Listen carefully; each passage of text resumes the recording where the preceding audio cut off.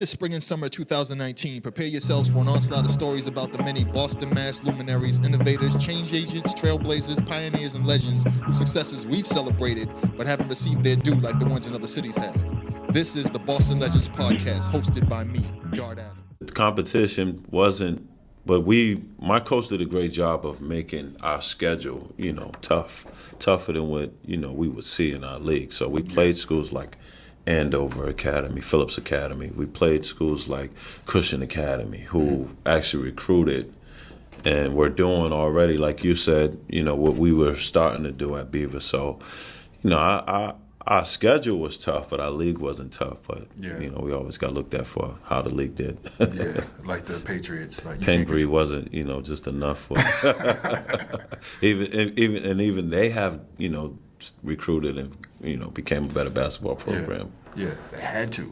All right, so thinking about you playing in the EIL, the success you had in the MIAA, which is the Massachusetts tournament outside for the state. What was the success like at the MIAA? As far as playing AAU? No, just as far as just playing in the state. Just as far as winning state championships or playing the playoffs. Right. Well, our school we played. It was called the NEPSAC. Okay, that's right. So it was New England's that we competed for, and we were Class D. We started Class D when I first started, and we beat Providence Country Day in the championship. Mm-hmm. Then we went Class C, and we beat I want to say Middlesex in the championship. Mm-hmm. And then it was we went Class C again. So I won 3 New Englands. I lost my last year. We went up to Class A. We had to play MIT. Y'all moved MCI, up from Class D all the way to Class A in 3 or 4 years. Yeah, in 3 years. And I was telling my coach we should go B because we may be able to, win that one. But we went straight to A because we had played some B teams and B class level teams and beat them. But the next year, he actually did the favor for me because he said, there's people want to see you play against the best competition. So this is the schedule. I mean, and luckily we went 500 that year. We were 11-11. That was probably my worst year right there as far as all the losses. But we advanced. We lost to MCI. That was my last high school game. MCI is a factory. Yeah, they had Luther Clay. Yeah, he ended up Kelly going to URI. Yeah, Lenny Brown. Oh, wow. They even had Andy Bedard, who went to BC. Yeah. They had a squad, man. They had Isaiah, what was his name? Isaiah Epps. I think he went to Providence. Yeah, he went to Providence. Yeah, Llewellyn Cole. They was loaded. That team's just full of people to just be in the paper every single week. Yeah, they had all D1 and guys. you, who was also in the paper every week. All right, so the attention that you were getting while playing high school basketball and especially in AAU, what were some of your memorable matchups or games that you had playing at the AAU with BABC, what have you? Running into Melvin Watson. My first year I was with BABC. We was playing in Florida.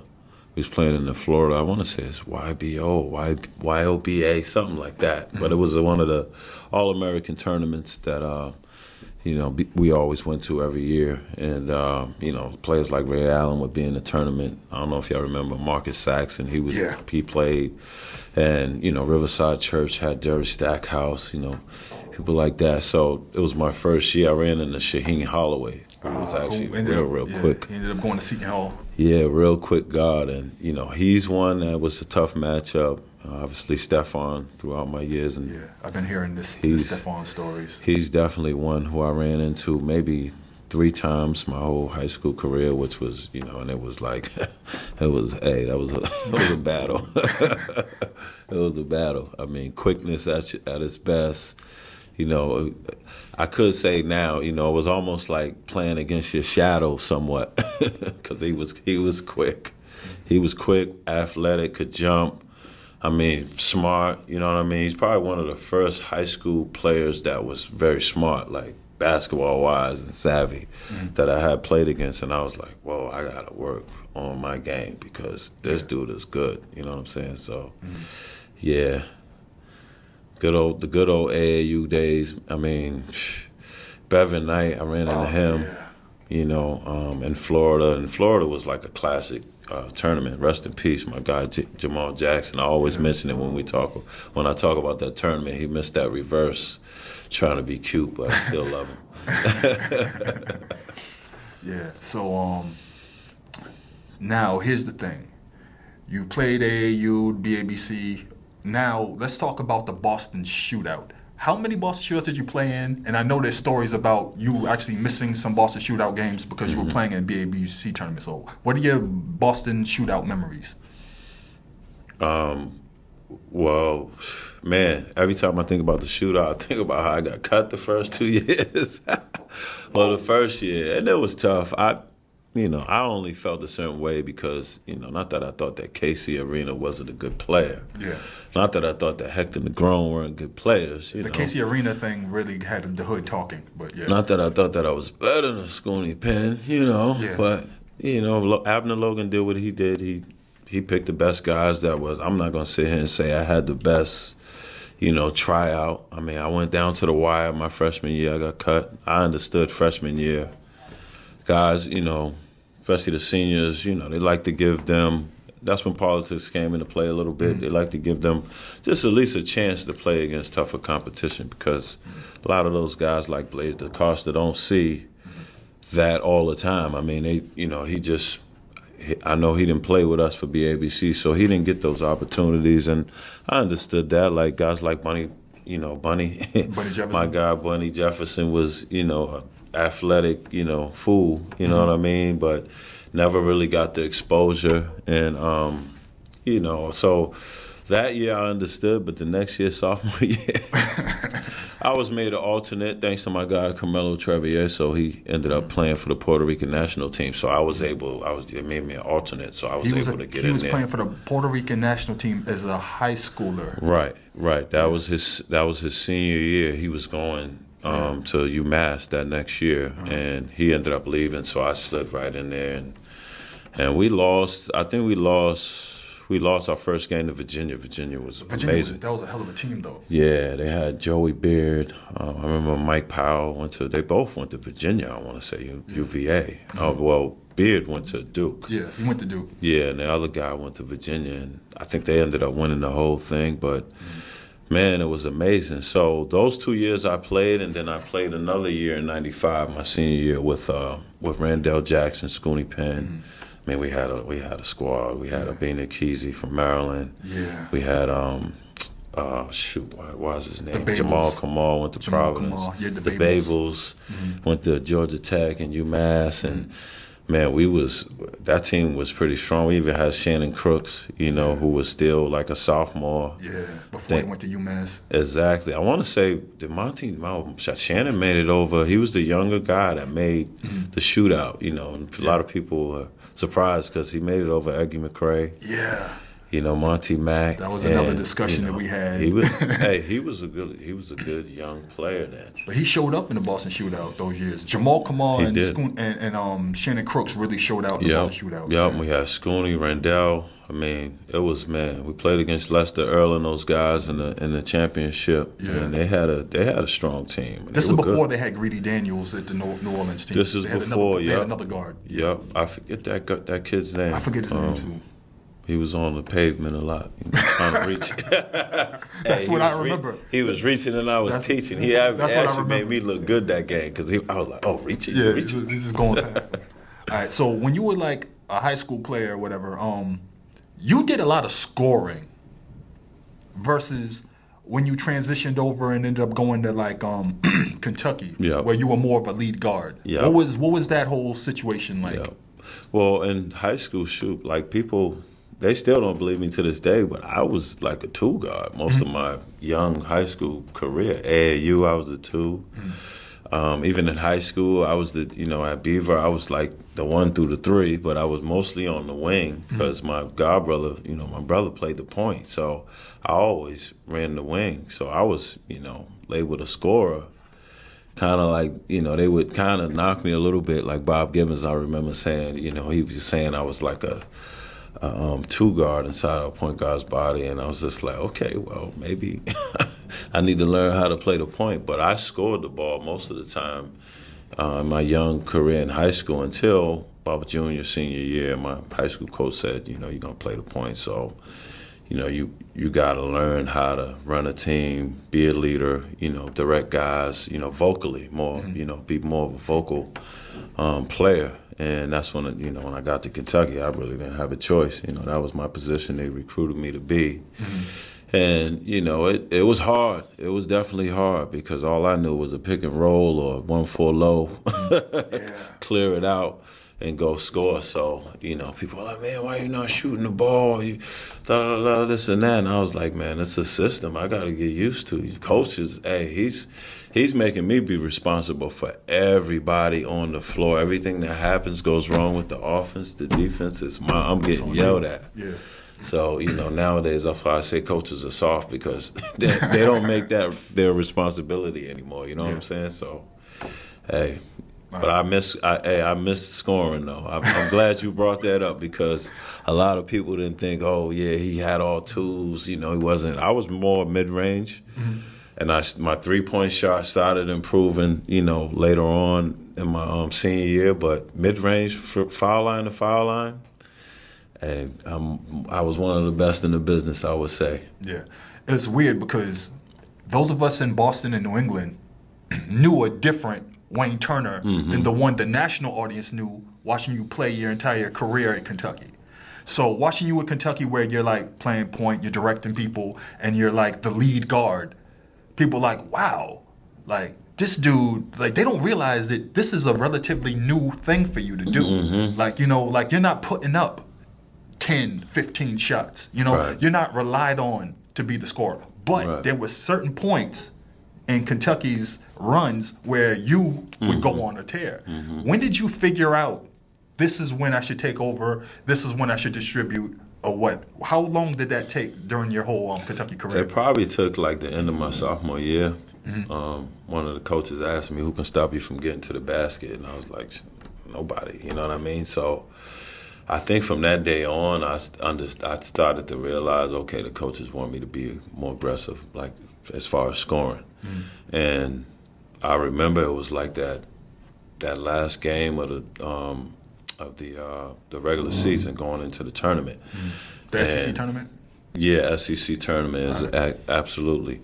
And shoot, from that day on, I was like, okay, I actually said to myself, okay, during a missed shot, there's more opportunity of a fast break. You know what I'm saying? Than a made shot. It's a little slower. They're back on defense. So I started to understand that on a missed shot, I need to try to. There's no plays. I'm not running any plays. We're just running, and I'm trying to either get to the basket or I'm trying to get someone a shot. And that became my mentality. And once I did that, once I started understanding that, my stats went up big time. And that tournament is where it actually started. I think I was.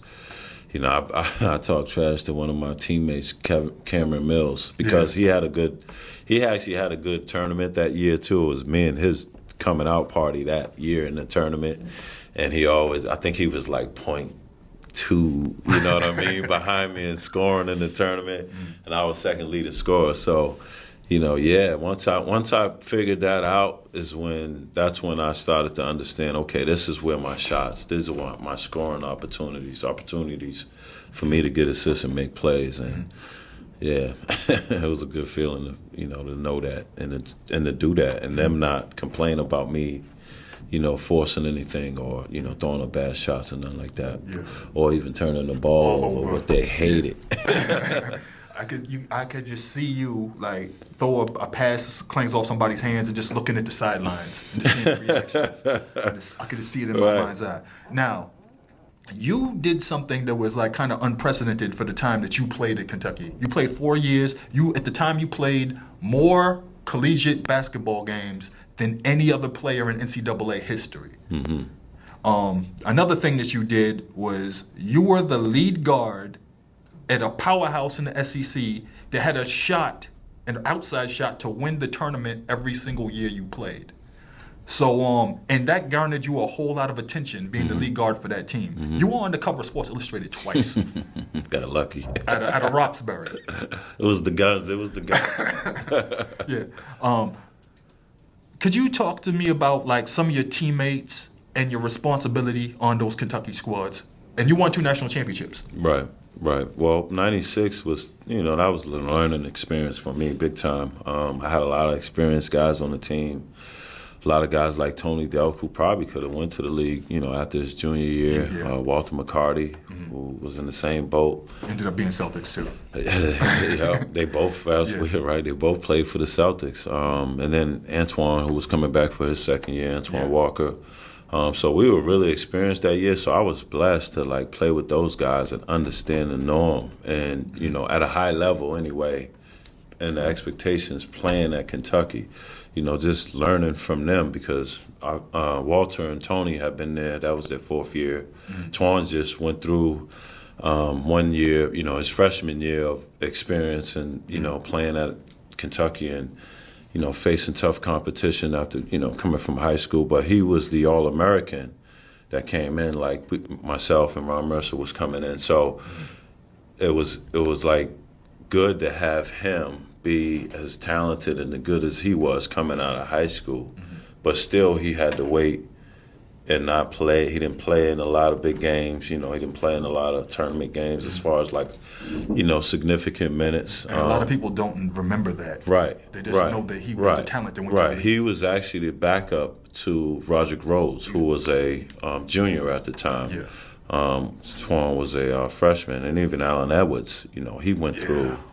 He was in. I want to say Allen played in the McDonald's. I'm not positive about that, but I think it was either Magic's Round Ball Classic, the Diaper Dan now, or McDonald's. But he was highly recruited and someone who had to actually wait. So myself and Ron Mercer, Ron actually got the nod before me. Yeah. So he had to. We both experienced just, hey, we're not going to start. You gotta, beat somebody out for a position. Coach was fair if you beat him out. But that year for me was learning, and unfortunately, I didn't get an opportunity to play in the national championship game that year. That was the only game. Yeah. People don't know that I didn't play in, which would have gave me 152. Yeah. I'm glad you brought that up, I always you think were stuck about at 151. that. Every time I see that 151, I'm like, that's supposed to be 152. 152. All Coach had to do was put me in for a second. You know what I'm saying? But, it was a learning experience. It hurt. It was bittersweet, but I was a national champion. Yeah. You'll see me celebrating the whole game. I put my shirt on, my hat on. I can remember the teams that won it when I was watching on TV in high school. Doing that, so it was a great experience that year. But the next year, I was like, I'm starting. Yeah. And I ended up starting my sophomore year. We lost to Bibby and him, and he kind of gave me the torch, at the end of my sophomore season, and was like, okay, that's when I started to realize I'm the point guard of the team. Yeah. Now I gotta, be that leader now. It's up to me now to carry that torch that, Anthony Epps had. Yeah. Because he was the guy. He actually became my 2 guard in my sophomore year. Allen Edwards got hurt because I actually beat Anthony out finally. Yeah. And he's a good player. I learned a lot from him playing the point. He actually helped me just by having him competing against me and watching how he ran the team. So he gave me, a whole lot of knowledge, whole lot of confidence in, running the team. And so by my junior year, I was ready to rock and roll, and it was tough because we went through a coaching change. Tubby Smith came in. And that was hard. It was hard for us to trust him, respect him. I mean, as far as basketball knowledge, we respected him totally as a man and as a coach. But it was just, we had been structured to do, certain things for so long. So, over 2 years that we were getting yelled at for. So we finally got it right. Yeah. And then a couple wrinkles changed where, we just didn't trust it. But toward the end of the year, we started trusting it. We started getting better at it. And it worked. And we ended up in that Final Four, man. And, Jeff Shepard, he played his butt off in that Final Four game against Stanford. Made some big shots. Nazir Muhammad had a great game that game.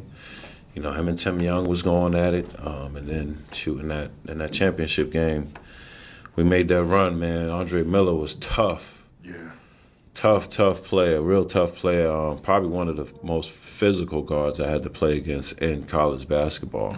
And I He was was supposed built to like play. a grown-ass man. He was, man, he didn't get credit for being as fast as he was either, because he was fast, you know, not so too good as changes the directions, but once he gets you on that hip, man, it was like I couldn't do nothing and just hope that he missed.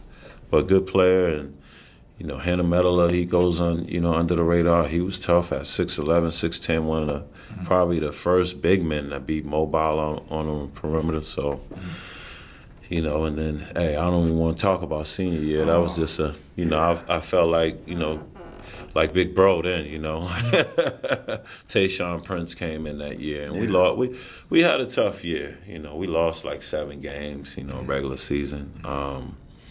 It was tough because we had some guys, some younger guys coming in, Jules Kamara, Tayshaun, Desmond Allen, rest in peace. That was like, you know, I had him in my headlock. Had him in the headlock my first year, you know, just showing him the ropes and stuff like that. And, you know, we came up short to a good Michigan State team. Yeah, that was a great Michigan State Morris team. The Peterson. Flintstones, yeah, like that's one of the teams that when you talk about collegiate basketball, that's one of the names that comes up along with like their squads. Yeah, it was Izzo's time right there. That was his era of time right there to start. And that fast break, I mean, they had an amazing fast break one of the fastest I've seen here for. I mean, it was like boom, boom, 3. I was like, what? We got to get back. We need to get 3 people back, you know. But we came up short and lost to them in the Elite 8. Man, that was a hard day. You know, it was a hard day. You know, that was the end of my career right there. So it was hard to swallow. It was hard to not believe that we wasn't going to the Final Four. Yeah. So your collegiate career ends 151 games, record at the time. Decorated guard. People know your name. You don't get drafted, right? But you end up with the Boston Celtics. How did that happen? Did you get a call from Leo? Did you get a call from Rick Pitino, the agent? How did you end up with the Celtics as a free agent? Yeah, I got a call for them draft night. I was, you know, questionable about them drafting me, the 55th pick, and in the 1999 draft, in the second round.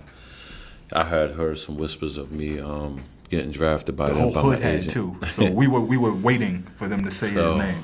You know, when it came, I got a call, and there was a guy available, Chris Clack, they said. Chris Clack from Texas. You know, they said they had to take him. You know, it was tough. It was tough to hear because I thought I was getting that call to get drafted, and it didn't happen. But they said that I still have an opportunity. They bring me into their summer league camp, and you know, I'll have actually, they told me, they already guaranteed me I'd play in the summer league because they wanted to draft me. I think they didn't expect him to be there as long as he did, because Chris was actually, he was in my class in high school. He was actually a really, really good player, and he had a good career at Texas. Yeah. You know, so a lot of people question, you know, why that happened, but you know, it's business, and obviously sometimes politics play a role, but you know, they did that, but they gave me an opportunity, and you know, I worked my butt off, made the roster, went out to L.A. I think it was myself and Kevin Ollie who were playing the position, you know, going for that position, the point guard role anyway. They were looking for a third point guard, mainly to play after Kenny Anderson that year, and Dana Barrows was actually on the team that year. Yeah. And, you know, they like to use Dana to score because obviously Dana was a, you know, dead-eye knockdown shooter. A walking bucket. Exactly. So, you know, I was excited. They signed me in. You know, it was more like a partial agreement. It wasn't a 1-year agreement. It was a partial deal. I had to make it to a certain point to get that full year. And, you know, it didn't work out. Some things happened. And yeah. This is something that, I don't know if you saw the Dana episode. So towards the end, I said something where, now, what you need to understand about Boston is, this Boston is the size of Shaq's left shoe. Everybody who knows sports, who knows basketball, all talks to each other. So you were with the team for like the first week, right? Yeah, well, I was there for like I had been with them all summer and all the way until 3 games into the regular season. Yeah, so like the first week of the season. Yes. And then Rick Pitino made the announcement that pissed off the entire city. That we're releasing Wayne Turner because he needs more experience playing basketball. And my exact words were, you tell me who played more basketball than Wayne Turner over the past 5 years. Collegiately, as a schoolboy, period. You played more tournaments, you played in more, you appeared in more games, like post career games. Like I'm talking, you have the McDonald's All-American game, you have the Capitol Classic, you have the Magic's Round Ball Classic. You showed up in everything. Like you were on the cereal box every fucking month. You know what I'm saying? And it was like, he needs more experience playing ball. So anyway, you ended up becoming a Harlem Globetrotter in 2000. Please talk about that experience, man. It was fun. It was fun to know the history and learn about all of that. I mean, it was almost amazing to know who actually played for the Harlem Globetrotters. You know, guys like Wilt Chamberlain. I mean, what's the guy, Larry Nance? I mean, there was a lot of guys who, who came from there. Sweetwater, Clifton, exactly. Mark Clifton. Learning about him, being one of the guys who played for them, but he was the first guy playing the NBA, stuff like that. Even learning that, the Harlem Globetrotters started in Chicago. Yeah. It didn't even start. A lot of people think it started in Harlem, but they actually started in Chicago and drove around, in the Mark T. Ford and just played, regular games, driving from city to city, and that's how they became, Globetrotters. And I think the story was they were in the barn playing, and someone caught on fire from, I think it was like a grill or barn fire or something they were using for heat, and it was like funny to the audience, and that's how it became like a show. They started, making it more of like a show. But that's what I've learned about the Globetrotters. I mean, it's mainly about the show. It's how the show does, and I learned a whole lot. The reams that they do, all the tricks, and some tricks I've learned, just by being around them. And those guys are serious. I mean, that's their profession. They love it, and preparing for the show, man, it's serious. It was a serious experience, and you see those. Sometimes you see those missed dunks. Oh, our showman's not happy about that missed dunk. You gotta finish that ream off, and he is pissed off if you don't make it. Just make the dunk.